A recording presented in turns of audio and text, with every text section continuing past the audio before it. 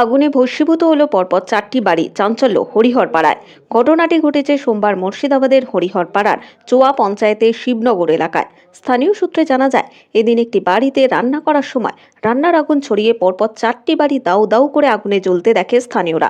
ছুটে এসে আগুন নেভানোর কাজে হাত লাগালে ততক্ষণে ভস্মীভূত হয়ে যায় 4টি বাড়ি সহ আসবাবপত্র। এই বাড়িতে রান্না করছিল, যে ওই রান্না করতে আগুনটা নিভিয়ে ওই রাস্তায় মাছ আনতে গেছিল, যে মাছটা নিয়ে আসতে দেখছি আগুনটা ধরে গেছে, যে আশেপাশে পুরো ঘরগুলো ধরে গেছে। কটা বাড়ি ক্ষয়ক্ষতি হয়েছে? 4টে বাড়ি। 4টে বাড়ি 4 জনের। 4 জন। নামগুলো একটু বলে। জগন্নাথ মণ্ডল, দেবাশিস মণ্ডল, লদু মণ্ডল আর সুজিত মণ্ডল। কিভাবে নিভাইলেন?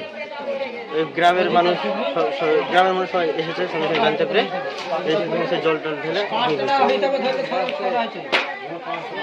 কি চাইছেন তাহলে এখন?